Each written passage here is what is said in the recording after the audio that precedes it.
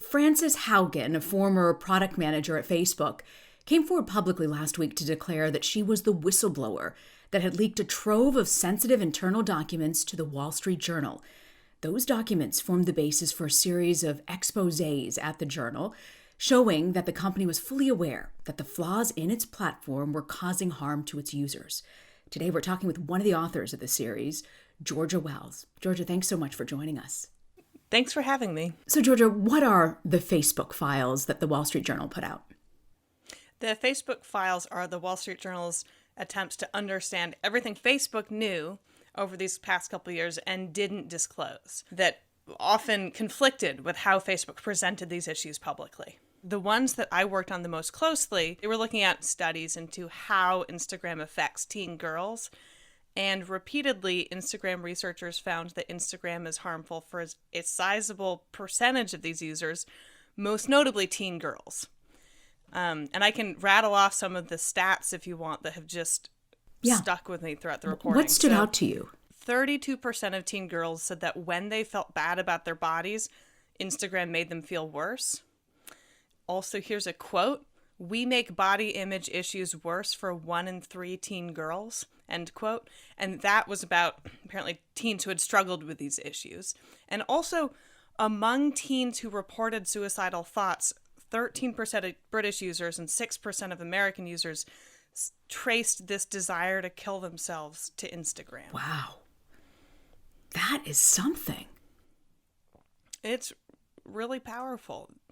These are serious findings. What is it about Instagram that's made it so toxic for this demographic specifically? So it's this thing called negative social comparison. Negative social comparison happens when you're looking at content with the mindset of, how do I stack up next to these people who I'm looking at, rather than, I'm looking at this person to learn more about them. And negative social comparison can happen in all aspects of your life. It certainly predates Instagram. But the documents, they discuss how negative social comparison is worse on Instagram. And the reasons are, A, it's addictive product mechanics, and B, this highlight reel culture on Instagram. It's everybody posts the best moments of their lives, but with the impression that this is what my life is always like. And the researchers discuss that it's really an Instagram-specific problem and how severe these effects can be. Because on Snapchat, much of the content is buffered with these face filters. So you can turn your face into a puppy or something like that. And those face filters they divorce the content from reality. It's, you're not actually a puppy, obviously. On TikTok, I mean, just felt like that had to be said. For anyone who's not familiar with TikTok, which might be some of our listeners, so fair enough. Yeah, but on TikTok, a lot of the content is more performance-based. And so that also, separates this content from your real life. And so there are these aspects on Instagram's two biggest competitors, TikTok and Snapchat, that mitigate this negative social comparison. But on Instagram, the focus is on the body and the lifestyle. And the researchers call this out as being like at times they use the word a perfect storm for teens, and particularly teen girls. So Georgia, how did you get a hold of these internal documents in the first place? So I can't get into that too much, but the world knows now Francishaugen was an employee at Facebook and then kind of became concerned about how the company was handling some of the issues related to this, and left Facebook with thousands of pages of documents. And Francis has now approached lawmakers and regulators about these concerns and with these documents as evidence of what she was seeing while she was at the company. And so the Wall Street Journal then came into these documents, and now we've reported this series of stories based on them. I'm sure there are a lot of employees at Facebook over the years that have wanted to come forward and some of the things they've seen. What made her take this huge step? Francis talks about her love of the company, that this wasn't a spurned employee who was disgruntled, that she really believes in the potential of Facebook. We can have social media we enjoy that connects us without tearing apart our democracy putting our children in danger, and sowing ethnic violence around the world. We can do better. She was on a team that was devoted to some of the integrity issues, hoping to make them better on Facebook. And then she saw the company dissolve the team she was working on. And many of those employees left the company or were reassigned to other teams at Facebook. So I think that kind of chipped at some of her confidence that the company was going to do right by these issues. You mentioned you specifically reported on the company's strategy with younger users. Why do you think it is that Facebook's so focused on reaching that next generation? Facebook wants growth. Facebook wants to keep on growing like it's been growing. And Facebook has signed up nearly every adult in developed markets. So what's left? There's developing countries. My colleagues have written just really compelling articles about what happens when Facebook kind of enters developing markets without kind of the people in place to moderate the content. There's also young people getting their smartphones for the first time. This is a moment in the child's life. They get a smartphone, and then they start to decide which apps they want to put on it. And Facebook, in the documents, it's really clear Facebook really wants these kids to put a Facebook product on their app before they put a product from a competitor on their app. Because Facebook is concerned if these kids kind of become addicted to a competitor's app that, their next kind of funnel of growth then might not be lined up to use their products. So there were internal documents on playdates. What did Facebook see there? Yeah. Facebook saw playdates as, quote, a growth lever. And explain a little bit about playdates. Playdates are this moment, obviously, anyone who's spent time with children realizes every child goes on playdates and they need to coordinate this playdate. So Facebook saw this as an opportunity to inject one of their apps into this logistical process that is repeated among every single child in every single country around the world. So in the documents, we see Facebook discussing maybe we could have, an app that's used during the playdate. And then they talk to parents, and there's a resounding message from parents that they do not want screens open during playdates. So then Facebook researchers are like, maybe a Facebook app could be used to coordinate the playdate. So as the children are talking, perhaps on a Facebook product, they could loop in their parents to make that playdate actually happen. But you can see Facebook looking at these repeated activities that could kind of help introduce other children to their apps. So when two children are playing, one child, if they bring in Facebook, that introduces the other child to Facebook. Then that other child goes to meet another child, and then they've introduced that child to Facebook. So it's this action that can keep on repeating and repeating, kind of including more and more children. What exactly is Instagram Kids? I know Facebook has put a pause on this for now, but what was it supposed to be?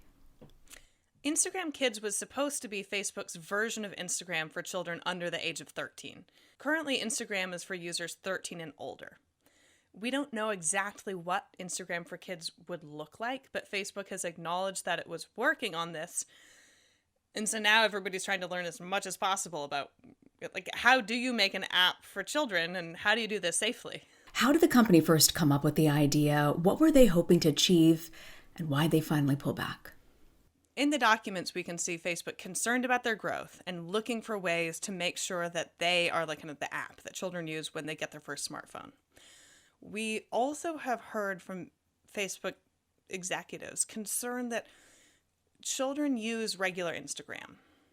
That regular Instagram, children will lie about their age, sign up, and then they're suddenly on this app that wasn't built for them.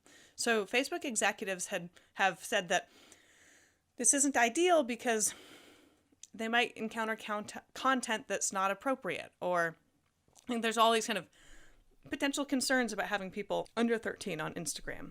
And so Facebook executives have framed this misuse of their platform as one of the reasons Instagram for Kids ought exist.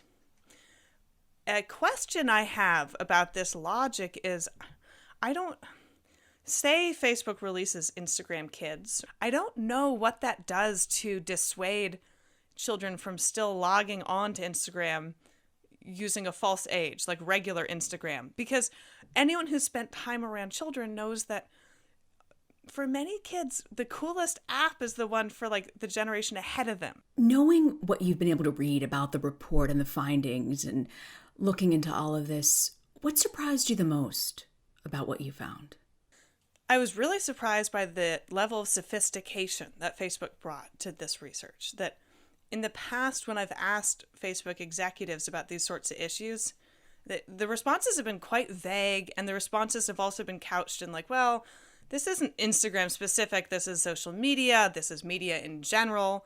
But the documents, Facebook's research on Instagram, this represents one of the clearest gaps that I've ever seen between Facebook's understanding of itself internally and Facebook's public position when executives were speaking to lawmakers or the media or in other public situations. Are you in touch with any current employees? I'm just curious what they're saying about all of this fallout. I'm in contact with internal employees who are anxious, who are scared, who really want their company to address many of these issues and are kind of watching to see whether or not the company's commitment sort of lines up with that. So I don't know, like Facebook has many, many researchers, people working on integrity issues who are deeply committed to wanting to make the platform a better place. The tension points have been whether higher up leadership kind of takes these suggestions into account, and basically the extent to which the company is willing to sacrifice aspects of growth in order to address some of the potential harms their platform can cause. Do you think this moment is different for Facebook? So in the past, what we've seen is Facebook executives tend to view problems as problems of PR rather than problems of their product. It's crises that need to be mitigated in terms of perceptions, but not necessarily things that need to change with their platform. What's interesting about this moment is these documents spell out in Facebook's own terms their views of the problem. That internally Facebook executives, Facebook employees view this content, view these kind of apps, experiences of their users as potentially problematic. So that's a very powerful understanding that people inside Facebook view some of these issues as things that need to be addressed. I don't know what they'll do with that information. At this point, what are you watching? I'm watching to see what happens with Instagram Kids. So Facebook has said we're going to put the work on pause. I still firmly believe that it's a good thing to build a version of Instagram that's designed to be safe for tweens. But we want to take the time to talk to parents and researchers and safety experts and get to more consensus about how to move forward. But does that mean that just the wheels have ground to a halt internally? Or does that mean they're pausing their public discussion of it? Or does that mean any employees assigned to those projects will be assigned to other projects? These are the questions I'm trying to figure out and trying to answer right now. I'm also going to be watching what lawmakers do with this motivation they have to kind of address some of these issues. Will this kind of result in concrete suggestions of legislation, or is this kind of yet another moment of lawmakers heading to Capitol Hill and kind of hand-wringing, but then nothing happening? These are what I want to know. This reminds me of the tobacco industry and the hearings on Capitol Hill and how the tobacco industry was aware of the health issues they were causing. Do you think this moment is somehow going to force Facebook to change? It's an amazing moment because the hearings I've been listening to, there's very broad bipartisan support. So Senators Richard Blumenthal and Marsha Blackburn, they hardly agree on anything, yet they've come together to call for investigations into Facebook and to try and learn more about what Facebook knows.